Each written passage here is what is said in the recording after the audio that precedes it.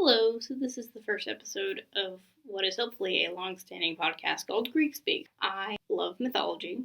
I got into it in 4th grade, so I've been into it for about 10 years or so, depending on how you count. I first got into it reading Percy Jackson. I read all 5 books in like a month or something like that, and then I eventually actual like classical, like just Percy Jackson and the Writings of Rick Riordan, which I love that man so much.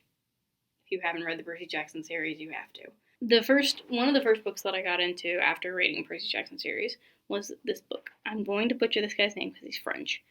A book written by a guy named Delers?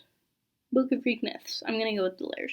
And it was just very well illustrated and very well translated, and it was good for a little kid. And it just really got me into this like whole idea of, oh, this is like an actual thing that isn't just Percy Jackson. I will typically refer to the gods and the heroes as their Greek names.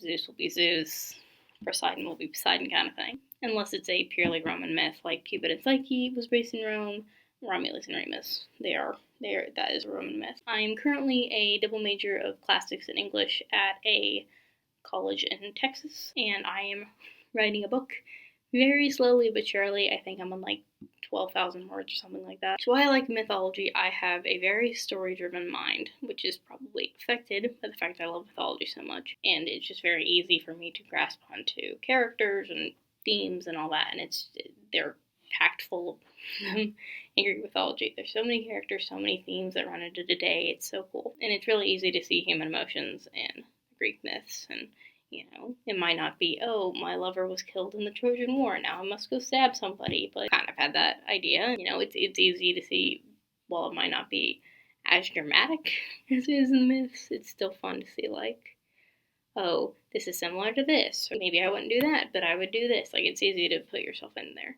And I love Medusa. She is my favorite person in all of mythology, or one of them. I've never been in her situation, but I love her and identify with her so much. I will forever sing her praise. It's genuinely fun to see, and both how like Greek history and mythology has affected modern day life. One example of that would be like our word toxic.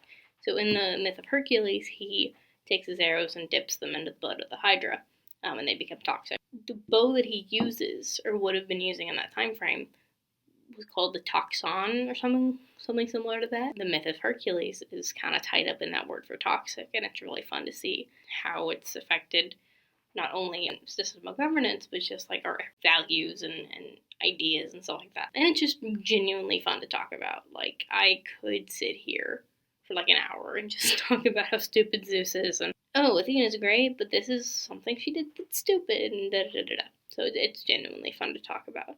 So that's kind of the first episode. I will try to find a co-host, just because I am very scatterbrained, if you couldn't tell. Hopefully I can get these episodes out on Tuesdays. That's going to be my plan, is like record on Saturday and then edit and do all that through Tuesday. So subscribe if you want more of this insanity.